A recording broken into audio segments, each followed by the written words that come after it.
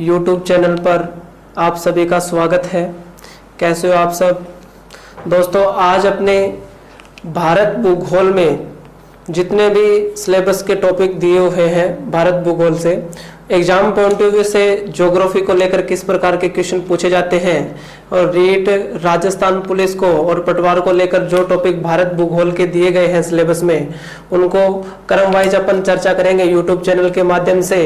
तो आज अपने ज्योग्राफी शुरू करेंगे। फर्स्ट टॉपिक से शुरू करेंगे। सिलेबस के अकॉर्डिंग जितने भी टॉपिक हैं उन सभी पर अपने चर्चा करेंगे। तो आज अपने पहला ही टॉपिक शुरू करेंगे और फर्स्ट टॉपिक में अपने पढ़ेंगे आज भारत का भूगोल। पहला ही जो टॉपिक पढ़ेंगे अपने उसमें पढ़ेंगे भारत का भूगोल।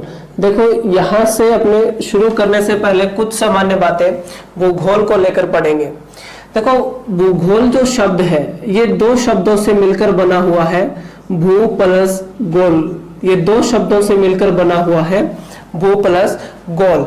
तो भू का जो शाब्दिक अर्थ है, भू का जो शाब्दिक अर्थ है वो है भूमि। भू का जो शाब्दिक अर्थ है दोस्तों वो है भूमि से, और गोल का जो शाब्दिक अर्थ लिया गया है वो लिया गया है अध्ययन करना या वर्णन करना। भूगोल का जो शाब्दिक अर्थ है वो है, जो भू का मतलब भूमि और गोल का मतलब है अध्ययन या वर्णन करना। तो ये जिस सब्जेक्ट में अपने भूमि का अध्ययन करते हैं, जिस सब्जेक्ट में अपन किसका अध्ययन करते हैं, भूमि का अध्ययन करते हैं, उसे क्या कहा जाता है, भूगोल कहा जाता है। जिस सब्जेक्ट में भूमि का अध्ययन करते हैं उसे क्या कहा जाता है, भूगोल कहा जाता है। जैसे हमारे सिलेबस में इस प्रकार से लिखा हुआ आता है कि राजस्थान का भूगोल, पहला ही जो टॉपिक हमें दे देते हैं सिलेबस के अकॉर्डिंग, उसमें देते हैं कि राजस्थान का भूगोल। और राजस्थान के भूगोल में देखो क्या शब्द बनेगा भाई कि राजस्थान की भूमि का अध्ययन करना। राजस्थान की भूमि का अध्ययन करना क्या कहलाएगा, राजस्थान का भूगोल कहलाएगा। और आज जो अपने चर्चा करेंगे किस पर करेंगे, भारत के भूगोल को लेकर चर्चा करेंगे। तो भारत का भूगोल, और भारत के भूगोल का शाब्दिक अर्थ हो जाएगा कि भारत की भूमि का अध्ययन करना क्या कहलाएगा, भारत का भूगोल कहलाएगा। और यहीं पर अगर अपने लिखे कि विश्व की भूमि का अध्ययन करना क्या कहलाएगा, विश्व का भूगोल कहलाएगा। भारत की भूमि का अध्ययन करना भारत का भूगोल, और विश्व की भूमि का अध्ययन करना क्या कहलाएगा दोस्तों, विश्व का भूगोल कहलाएगा। लेकिन आज जो अपने चर्चा करेंगे वो किसके बारे में चर्चा करेंगे, भारत के भूगोल के बारे में चर्चा करेंगे। तो सबसे पहले भारत का जो नामकरण है उसके बारे में पढ़ेंगे और फिर उसके भौगोलिक दृष्टि से एग्जाम पॉइंट ऑफ व्यू से किस प्रकार के क्वेश्चन पूछे जाने हैं उनकी चर्चा करेंगे। देखो भारत शब्द है, इसका शाब्दिक अर्थ क्या होता है। तो अपने स्टार्टिंग से अगर शुरू करें कि भारत, कुछ इतिहासकारों का मानना है कि ये जो भारत नाम रखा गया था ये राजा भरत के नाम पर रखा गया था। लेकिन भारत का शाब्दिक अर्थ क्या होता है, ये दो शब्दों से मिलकर बना हुआ है, भा प्लस रथ से। ठीक है ना दोस्तों, भा प्लस रथ से मिलकर ये बना हुआ है। भा का जो शाब्दिक अर्थ होता है, या भा के पर्यायवाची अगर अपने पढ़े, भा के पर्यायवाची होते हैं छवि, ज्ञान, चमक। ये इसके कई पर्यायवाची होते हैं। कौन कौन से, छवि, ज्ञान या चमक। और रत, रत का मतलब होता है लीन होना, किसी एक बात में लीन हो जाना, या किसी एक बात की अपने बोलते कि रट लगा रखी है। इसका मतलब क्या है कि किसी भी चीज में लीन होना क्या कहलाता है, रत या लीन कहलाता है। तो देखो भारत शब्द का अर्थ क्या हो जाएगा कि जिस भूमि के लोग या जिस स्थान के लोग आध्यात्मिक ज्ञान में लीन है, जिस जगह के लोग आध्यात्मिक ज्ञान में लीन है, उस जगह के लिए कौन सा शब्द प्रयोग में लाया गया, उसके लिए लाया गया था दोस्तों भारत। इसके बाद में मध्यकालीन जो मुस्लिम इतिहासकार आए थे उन्होंने भारत के लिए कौन से शब्द का प्रयोग किया था, हिंदुस्तान शब्द का प्रयोग किया था दोस्तों। जो मध्यकालीन मुस्लिम इतिहासकार आए थे उन्होंने भारत के लिए कौन से शब्द का प्रयोग किया था? हिंदुस्तान शब्द का प्रयोग किया था। लेकिन भारत की ज्योग्राफी को लेकर क्या क्या इंपॉर्टेंस है उनकी अगर हम लोग चर्चा करें तो देखिएगा दोस्तों कि एग्जाम पॉइंट ऑफ व्यू से ज्योग्राफी को लेकर किस प्रकार के क्वेश्चन पूछे जाते हैं। इसमें अपने सबसे पहला ही जो टॉपिक है, इसमें भारत भूगोल का जो पहला टॉपिक है उस टॉपिक को अपने पढ़ते हैं कि भारत का स्थिति और विस्तार। पहला ही जो टॉपिक अपने पढ़ेंगे तो पढ़ेंगे भारत का स्थिति और विस्तार। भारत का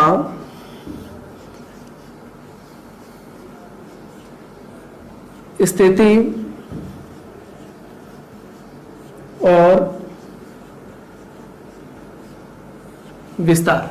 भारत का स्थिति और विस्तार। देखो दोस्तों, इसमें एक टॉपिक नहीं है, ये इसमें दो टॉपिक है। स्थिति का मतलब है लोकेशन। पहले तो अपने भारत की लोकेशन को देखना है, भारत की स्थिति को ढूंढना है कि पृथ्वी पर भारत कहाँ है। दूसरा जो टॉपिक है, इसमें दूसरा जो पार्ट पढ़ते हैं वो है विस्तार। और विस्तार में दोस्तों अपने किसकी चर्चा करते हैं? विस्तार में अपने चर्चा करते हैं कि भारत का क्षेत्रफल कितना है, भारत की उत्तर से दक्षिण लंबाई कितनी है, भारत की पूर्व से पश्चिम चौड़ाई जो है वो कितनी है, इसके अलावा भारत की किन किन देशों की सीमा लगती है, और स्थलीय सीमा, जलीय सीमा आदि की जो चर्चा हम लोग करते हैं तो वो सब करते हैं किसमें? विस्तार में करेंगे। और भारत को पृथ्वी पर ढूंढना ही उसका क्या कहलाता है? लोकेशन या स्थिति कहलाता है। तो इसमें पहला जो पार्ट है वो कौन सा है? स्थिति को लेकर है। तो आज अपने किसकी चर्चा करेंगे? भारत की स्थिति को लेकर हम लोग चर्चा करेंगे। तो देखिएगा कि भारत की स्थिति पहला ही पार्ट इसमें अपने शुरू करेंगे, भारत की स्थिति।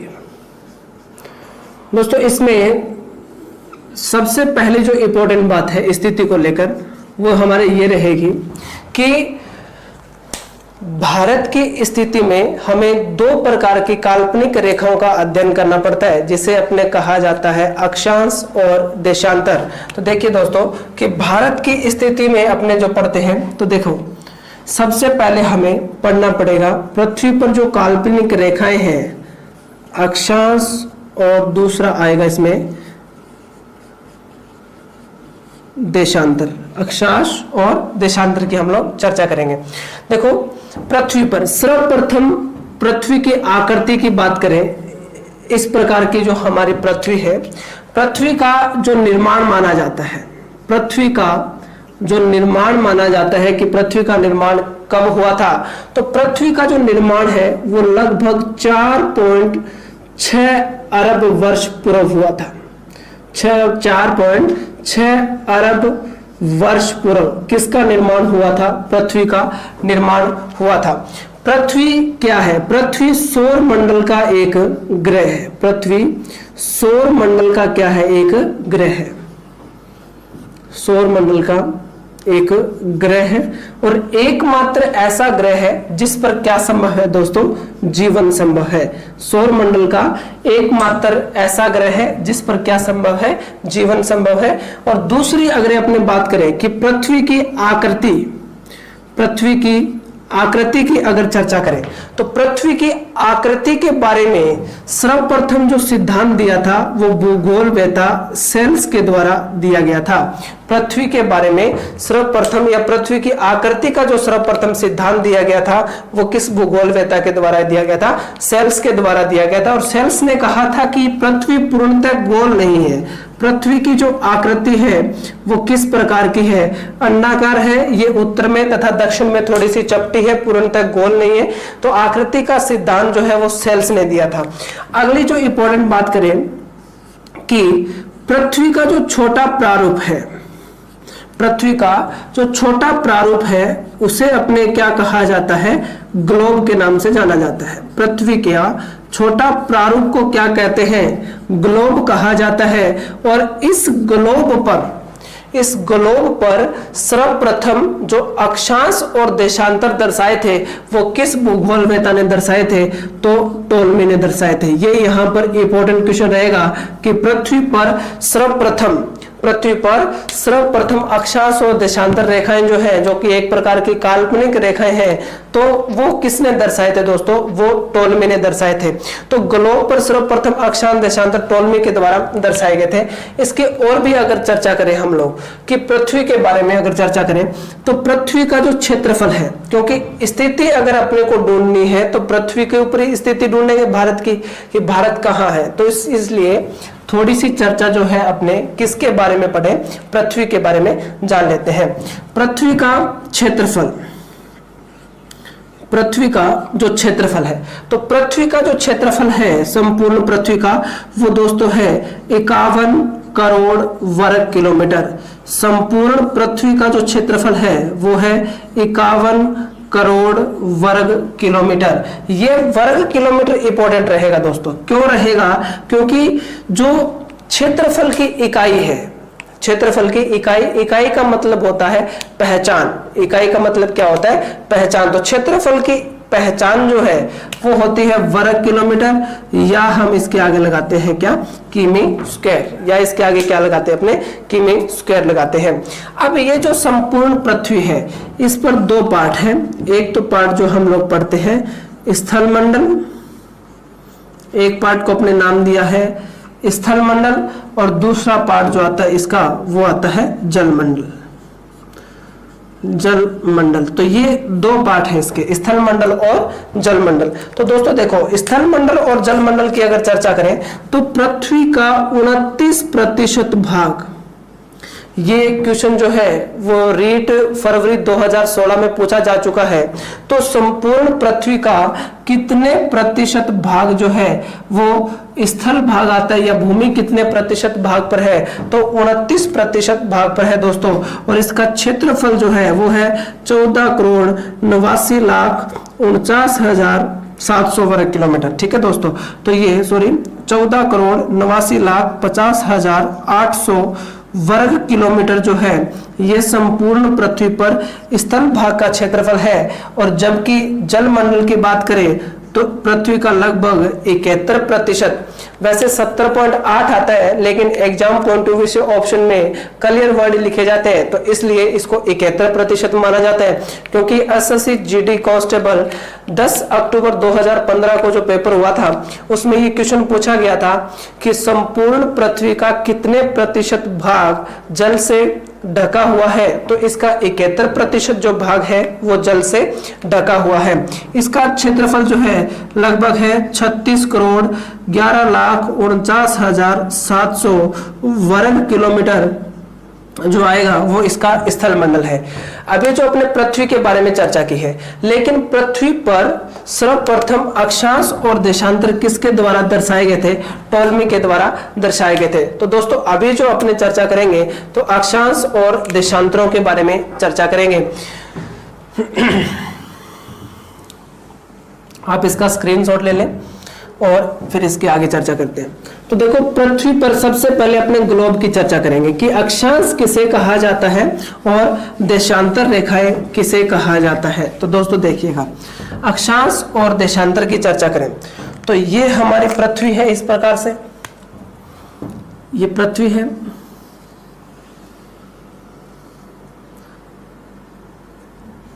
पृथ्वी की अगर चर्चा करें अपने तो पृथ्वी के छोटे प्रारूप को अपने कहा जाता है दोस्तों ग्लोब। तो ये इस प्रकार से अपने ग्लोब को बनाते हैं। ये पृथ्वी पर ग्लोब है। ओके, पृथ्वी का जो छोटा प्रारूप है उसे क्या कहा जाता है दोस्तों? ग्लोब कहा जाता है। ये है अपनी भूमध्य रेखा। इस रेखा को अपने कहा जाता है कौन सी रेखा? भूमध्य रेखा। भू का मतलब जो है अपने पढ़ा था, वो हमने पढ़ा था कि भू का मतलब होता है भूमि, मध्य का मतलब बीच में, रेखा का मतलब लाइन। तो भूमि के मध्य जो लाइन खींची गई है उसे किस नाम से जाना जाता है? भूमध्य रेखा के नाम से जाना जाता है। दोस्तों अब इस पर टोल्मी ने सर्वप्रथम क्या दर्शाए थे? अक्षांश और देशांतर दर्शाए थे। इस प्रकार से ग्लोब तो देखा होगा सभी ने। तो इस प्रकार से जो ग्लोब पर रेखाएं होती हैं उन्हें क्या कहा जाता है दोस्तों, अक्षांश या देशांतर। वो भी हम चर्चा करेंगे कि इनमें से अक्षांश कौन से हैं और देशांतर कौन से हैं। ये जो पृथ्वी है इस पर अक्षांश कौन से हैं और देशांतर कौन से हैं, उनकी भी देखो अभी चर्चा करेंगे। अक्षांश देशांतर में अपने जितने भी क्वेश्चन होंगे, किस प्रकार से टाइमिंग जोन बांटे गए हैं, किस प्रकार से ये जो है अपने इसको ग्लोब को कंप्लीट बनाता है।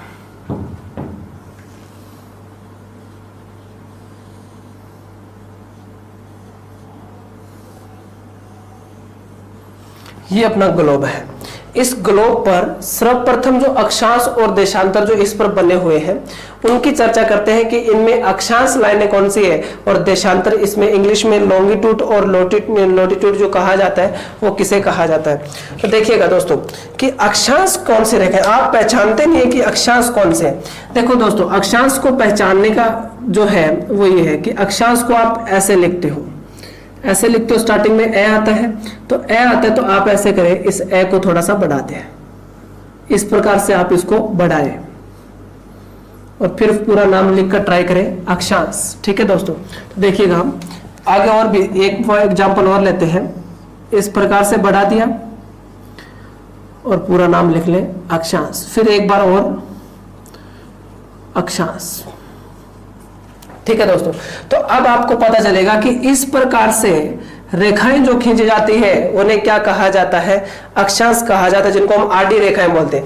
अब देखो, इधर दिशा होती है पश्चिम और इधर कौन सी होती है, पूरब। इधर कौन सी होती है, पूरब। अगर आपको पश्चिम पूरब में कंफ्यूजिंग रहती है तो ध्यान से एक आप नाम याद रखें, पप्पू। कौन सा नाम याद रखेंगे, पप्पू, क्योंकि सबसे पहले वर्ड कौन सा है, पै, तो इधर होगा पश्चिम और बाद में आएगा कौन सा, पूरब। तो दोस्तों देखें कि पश्चिम से पूर्व बोल दो या आप पूरब से पश्चिम बोल दो, एक ही बात है। खींचे जाने वाले जो आडी रेखाएं होती है उन्हें क्या कहा जाता है दोस्तों, अक्षांश कहा जाता है। तो दो ही रेखाएं हैं, एक अक्षांश है, दूसरी देशांतर है। अगर यदि आपको अक्षांश का पता चल गया तो दूसरा ऑटोमेटिक आपको पता चल जाएगा कि देशांतर रेखाएं कौन सी है। और यदि आपको निकालना है तो आप देशांतर वर्ड को जब लिखो तो दे को ऐसे थोड़ा सा बढ़ा दे और पूरा नाम लिख दे देशांतर, इसको पूरा बढ़ा के इस प्रकार से और पूरा नाम लिख लें देशांतर। एक ट्राई और करते हैं, इस प्रकार से पूरा नाम लिख लें देशांतर। ठीक है, तो दोस्तों देखो, इस प्रकार से उत्तर से दक्षिण खींचे जाने वाली जो रेखाएं होती है उन्हें क्या कहा जाता है, देशांतर कहा जाता है। जबकि पश्चिम से पूर्व की ओर खींचे जाने वाली जो रेखाएं होती है उन्हें क्या कहा जाता है, अक्षांश कहा जाता है। तो दोस्तों, अक्षांश और देशांतर पहचान हो गई ना आप लोगों को कि अक्षांश किस प्रकार से खींचे जाते हैं और देशांतर किस प्रकार से खींचे जाते हैं। तो देखिए दोस्तों, इसमें अगर हम पता लगाएं कि अक्षांश रेखाएं कौन सी है और देशांतर रेखाएं कौन सी है, ये अक्षांश रेखाएं हैं। तो अब ये जो रेखाएं आपको दिख रही है, इस रेखा का नाम है 0 डिग्री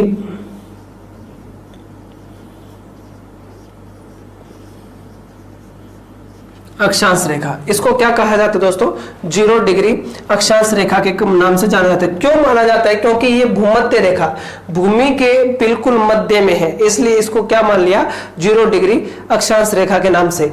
दूसरा इसका जो नाम रखा गया है, इसको कई बार अपने बोलते हैं विषुवत रेखा। दूसरा जो इसका नाम लिया गया है वो लिया गया है विषुवत रेखा। अब विषुवत रेखा इसको क्यों कहा जाता है, इसका भी कोई कारण रहेगा, तो ध्यान से सुनना। विषुव, इसमें एक शब्द आता है विषुव। तो विषुव शब्द जो है, ध्यान से सुने, विषुव का शाब्दिक अर्थ होता है, विषुव शब्द क्यों आया है, उत्तरी गोलार्ध और दक्षिणी गोलार्ध की सीमा को विषुव कहा जाता है दोस्तों। उत्तरी गोलार्ध तथा दक्षिणी गोलार्ध की सीमा को क्या कहा जाता है, विषुव कहा जाता है। तो देखें, गोलार्ध, इसमें एक शब्द आया है गोलार्ध। तो गोलार्ध को अगर क्लियर करें तो दो शब्द आएंगे, गोला प्लस अर्ध। गोला प्लस अर्ध। अर्ध का मतलब होता है आधा, अर्ध का मतलब क्या होता है, आधा।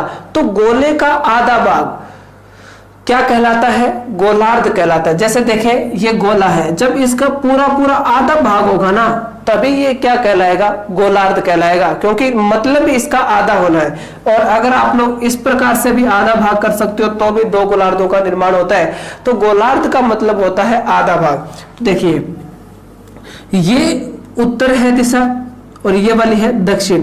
तो ऊपर वाला जो पार्ट है इसको हमने बोला उत्तरी गोलार्ध और इसको बोल दिया दक्षिणी गोलार्ध। अब देखो इस रेखा से ऊपर तो उत्तरी गोलार्ध और इससे नीचे दक्षिणी गोलार्ध, तो ये दोनों की क्या बना रही है? ये दोनों की सीमा बना रही है, और सीमा बना रही है इसीलिए इसका नाम आता है क्या?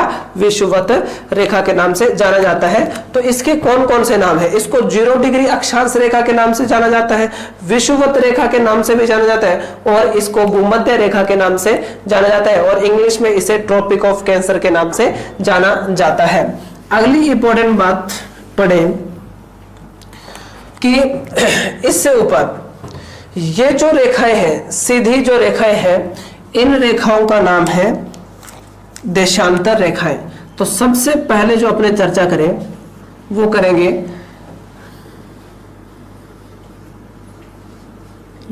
देशांतर रेखा के बारे में, कि देशांतर रेखाएं किस प्रकार की हैं। तो देशांतर रेखाओं के बारे में अगर पढ़ें तो ये है 0 डिग्री देशांतर रेखा। ये है 0 डिग्री देशांतर रेखा, क्योंकि ये भी लॉन्गिट्यूड जो अपने बनाई गई है तो ये बिल्कुल 0 डिग्री मतलब मध्य में खींची गई है, इसलिए इसको क्या माना गया है? 0 डिग्री माना गया है। तो ये है 0 डिग्री देशांतर रेखा के नाम से जाना जाता है। इसके अलावा इसके और भी नाम आते हैं। इसको याम-योतर रेखा के नाम से भी जाना जाता है। एसएससी सीपीओ सब इंस्पेक्टर को 4 जून 2017 को जो पेपर हुआ था उसमें याम्योत्तर ये क्वेश्चन पूछा जा चुका है। तो ध्यान से सुनिएगा, इस 0 डिग्री देशांतर रेखा को याम्योत्तर रेखा के नाम से भी जाना जाता है, इसको जीएमटी के नाम से भी जाना जाता है, ग्रीनविच मीन टाइम के नाम से भी जाना जाता है, और इसको विश्व की समय निर्धारक रेखा के नाम से भी जाना जाता है। विश्व की समय निर्धारक रेखा के नाम से भी इसे जाना जाता है। तो ये 0 डिग्री देशांतर है, और देशांतर अपने ने सबसे पहले पहचान पढ़ ली है कि देशांतर रेखाएं किस प्रकार से खींची जाती है। तो आज जो अपने सबसे पहला जो पार्ट पढ़ेंगे वो किसकी चर्चा करेंगे दोस्तों? अक्षांशों के बारे में। अक्षांश क्या होते हैं, देशांतर क्या होते हैं, वो तो हम लोगों ने पढ़ लिया है। ग्लोब पर सर्वप्रथम अक्षांश और देशांतर किस भूगोलवेता ने दर्शाए थे? टोलमी ने दर्शाए थे, ठीक है। और ग्लोब किसे कहा जाता है? पृथ्वी का जो छोटा प्रारूप है उसे ही क्या कहा जाता है? ग्लोब कहा जाता है।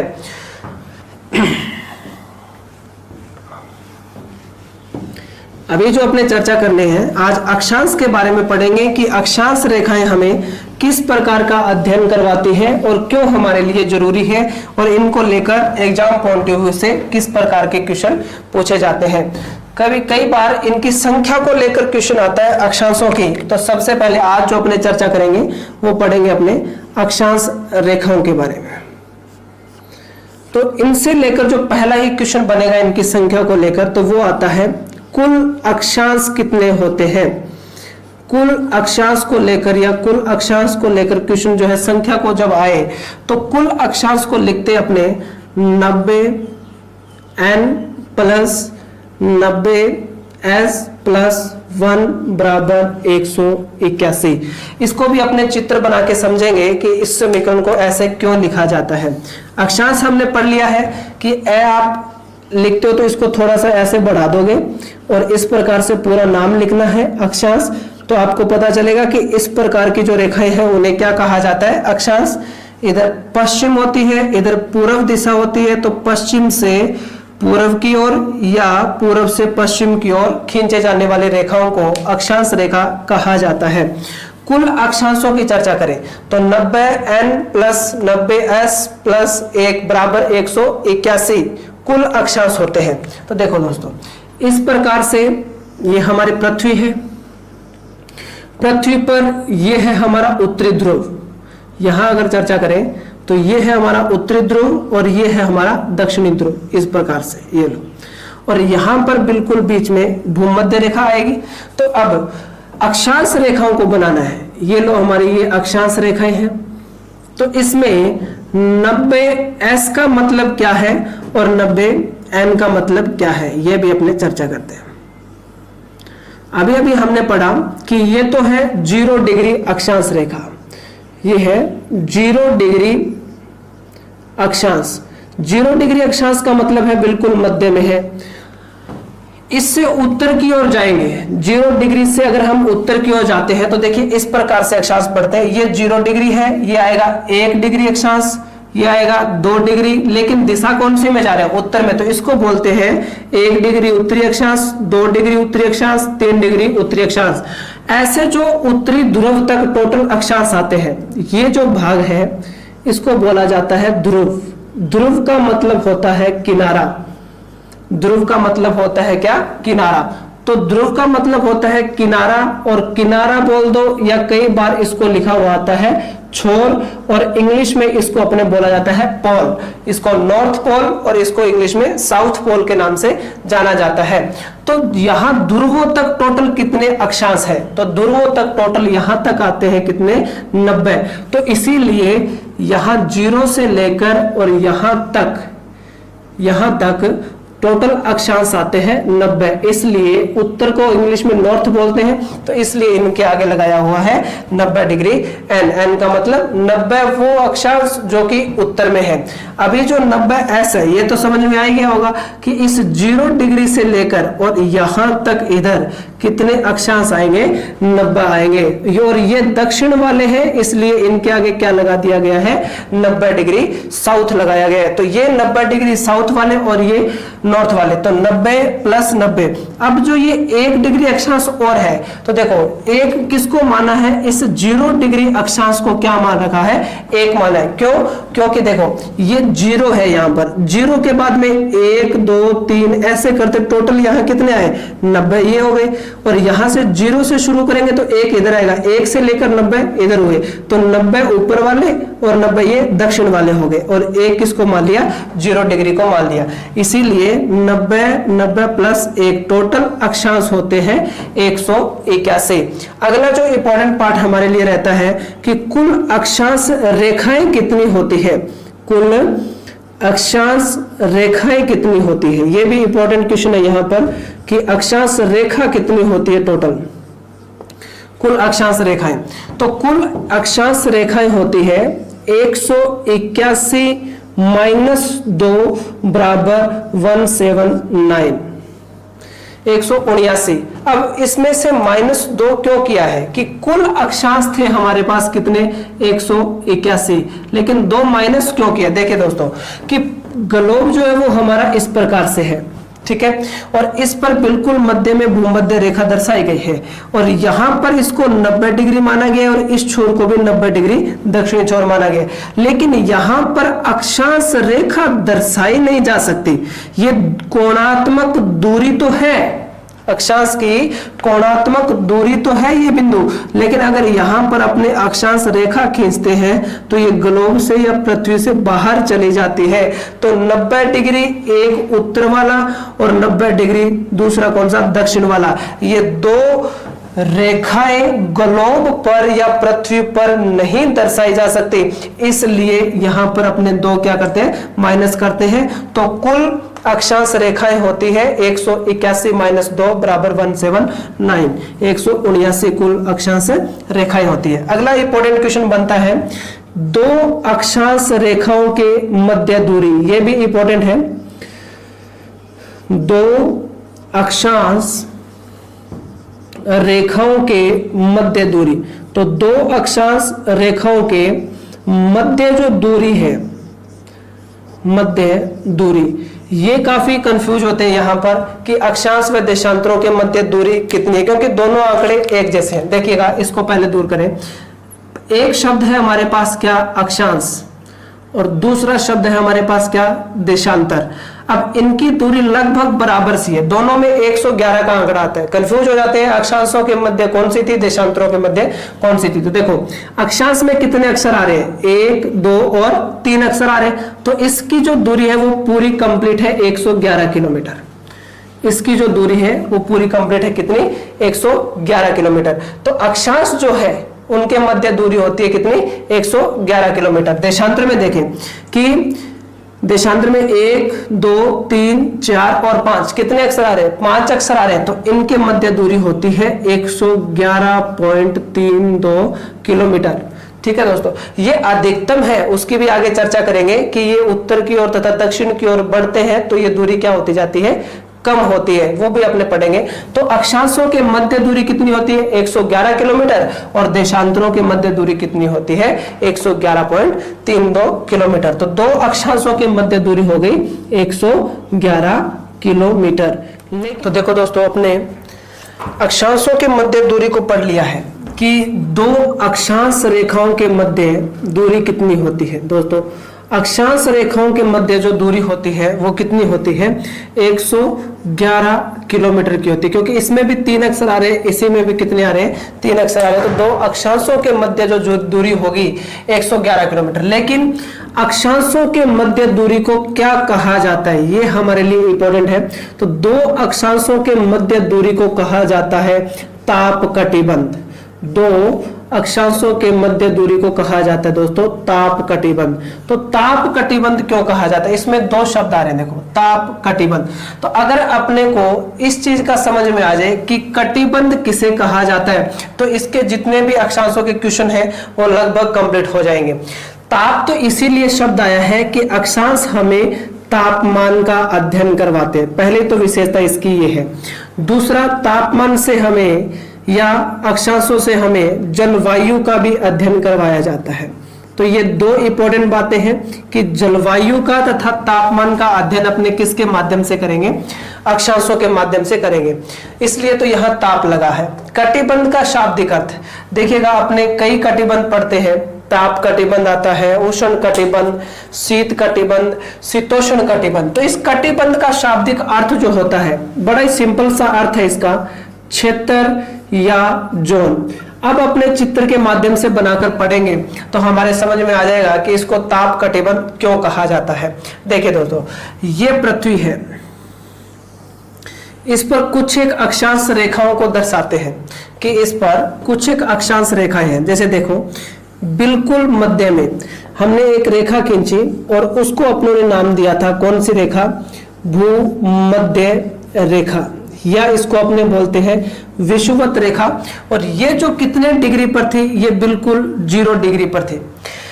23.5 डिग्री उत्तरी गोलार्ध में यहां पर एक रेखा खींची गई है और उसको अपने कहा जाता है इंग्लिश में ट्रॉपिक ऑफ कैंसर, वैसे कर्क रेखा के नाम से इसे जाना जाता है।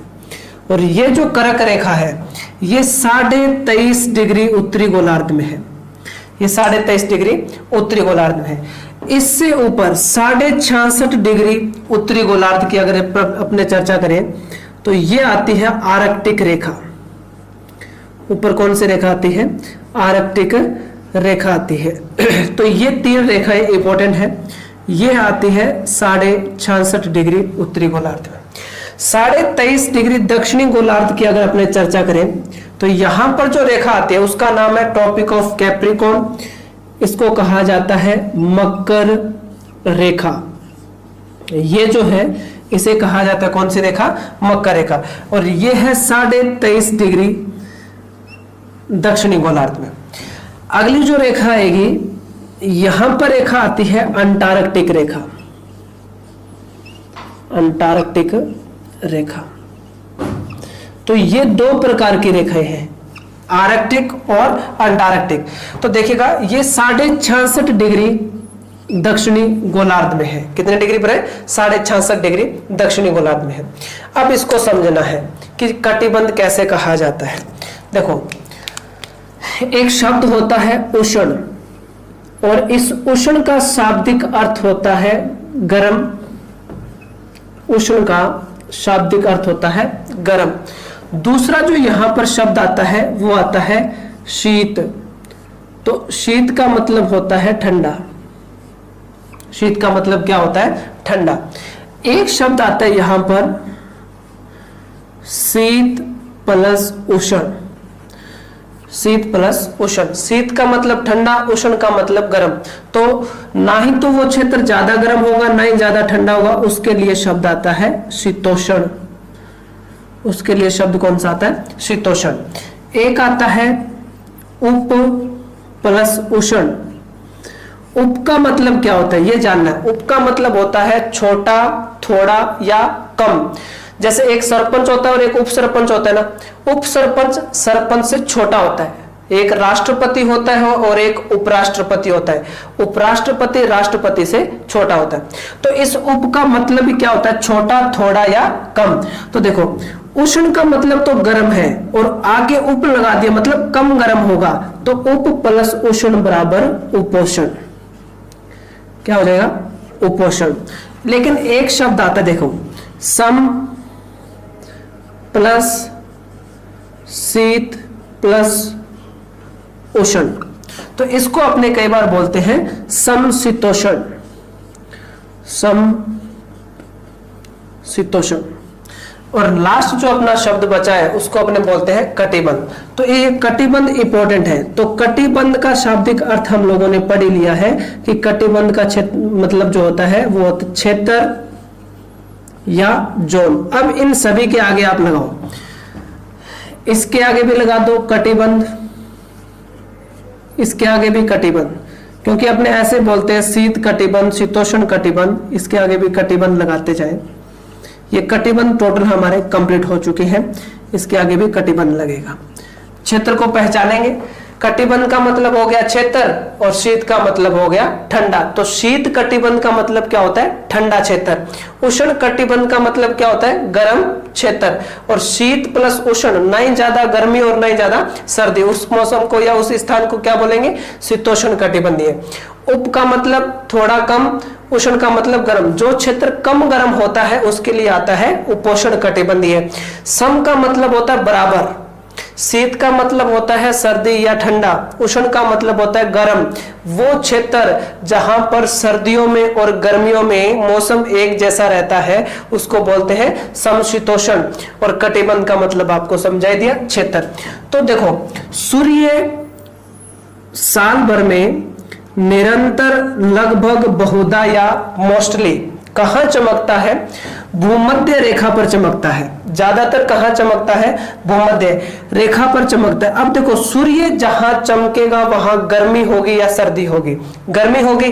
तो यदि भूमध्य रेखा पर ज्यादा सूर्य चमकता है तो यह क्षेत्र क्या होगा? गर्म होगा। और इसके आगे क्या लगा देंगे अपने? उष्ण। देखो, इस रेखा पर अगर सूर्य चमक रहा है तो वो क्या होगा? दोनों साइड गर्मी होगी। तो ये दोनों क्षेत्र क्या है? किस में आएंगे?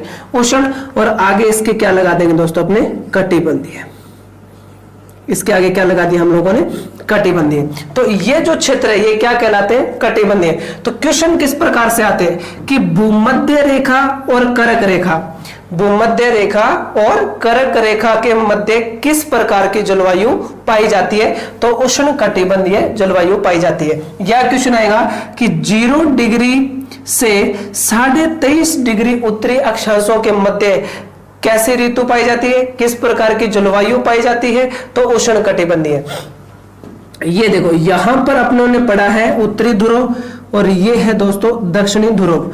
आपने सुना है कि ध्रुवों पर इतनी सर्दी है, ये बर्फ से ढके रहते हैं क्षेत्र, इतनी सर्दी है कि यहाँ पर जीवन भी संभव नहीं है, मतलब मनुष्य जिंदा नहीं रह सकता, इतनी सर्दी है यहाँ पर। तो इसका मतलब इतनी सर्दी है तो यहाँ क्या लगाएंगे? शीत। तो शीत लगाएंगे और इसके आगे क्या लगा देंगे? अपने कटिबंधीय। तो ये क्षेत्र कौन सा हो जाएगा? शीत कटिबंधीय, मतलब ठंडा क्षेत्र। अब ये ठंडा क्षेत्र है तो ये भी कौन सा क्षेत्र हो जाएगा? शीत कटिबंधीय। ये भी ठंडा क्षेत्र होगा। अब देखें दोस्तों, ये काल्पनिक रेखाएं हैं, इनको वास्तव में खींचा नहीं गया है। ये जहां से गुजरती है वहां बस बोर्ड लगाए गए हैं, this place processing of tropic of cancer. तो यहां से इधर से जाएगी इस भाग में शीत, इधर से आएगी उष्ण। तो इस क्षेत्र में आके दोनों क्या हो जाएगी? मिल जाएगी। तो शीत और उष्ण जब दोनों मिलेगी तो क्या बनेगा? शीतोष्ण। क्या बन जाएगा दोस्तों? शीतोष्ण। तो ये जो पूरा पार्ट है ये क्या कहलाता है? शीतोष्ण कटिबंधीय कहलाता है। ये मुख्य कटिबंध होते हैं। तो इधर से भी देखो, इधर शीत आ रही है और इधर से क्या जा रही है दोस्तों? उष्ण जा रही है। तो ये बीच वाला जो क्षेत्र होगा वो क्या कहलाएगा? शीतोष्ण कटिबंधीय कहलाता है। उप का मतलब कम। तो देखो, ये यहां पर इस रेखा के पास क्या होगा, तापमान अधिक होगा, क्योंकि सूर्य इस पर लंबवत चमक रहा है, सीधा चमक रहा है। तो जैसे जैसे इससे दूर जाएंगे, मान लो ये इतना क्षेत्र, इस रेखा के आसपास का क्षेत्र, ये क्या होगा, कम गर्म होगा। ये क्षेत्र क्या होगा, कम गर्म होगा। इसीलिए इसके लिए आता है उपोष्ण कटिबंधीय। इन दोनों के बीच की बात कर ले, यहां पर मौसम क्या रहेगा, एक जैसा रहेगा, इसलिए इसको अपने बोल देते हैं समशीतोष्ण कटिबंधीय। तो अक्षांशों ने देखो, इस पर जितनी भी रेखाएं हैं वो सारी की सारी किस प्रकार की रेखाएं हैं, अक्षांश रेखाएं हैं। और अक्षांश में हमने किसका अध्ययन करवाया है, तापमान का अध्ययन करवाया है, और किसका अध्ययन करवाया है दोस्तों, जलवायु का अध्ययन करवाया है। तो इस प्रकार से ये अक्षांश होते हैं। देखो स्थिति को लेकर चले थे, तो देखो एक शब्द अपने पढ़ना है अक्षांश, और दूसरा अपने पढ़ना है देशांतर। अक्षांश हमें किसका अध्ययन करवाएगा, तापमान और जलवायु का अध्ययन करवाता है, तापमान और जलवायु का अध्ययन करवाता है। देशांतर हमें किसका अध्ययन करवाते हैं, समय का अध्ययन करवाते हैं। लेकिन जब अक्षांश और देशांतर दोनों मिल जाते हैं, जब अक्षांश और देशांतर रेखाएं दोनों मिलती है, तब क्या करवाती है, ये किसी भी स्थान की स्थिति के बारे में बताती है। तो अब आपने क्या कर लिया, फर्स्ट पार्ट कंप्लीट कर लिया अक्षांशों के बारे में, कि अक्षांशों की संख्या कितनी होती है, अक्षांशों के मध्य दूरी क्या होती है, क्या उसको कहा जाता है, किस प्रकार से ये बताते हैं। अब अपने नेक्स्ट वीडियो में करेंगे किसका, देशांतर की चर्चा करेंगे। और देशांतर जो है दोनों को पढ़ने के बाद, दोनों को मिलाकर पढ़ेंगे तो अपने भारत की या किसी भी स्थान की स्थिति के बारे में पता चल जाएगा। धन्यवाद, आज के लिए इतना ही।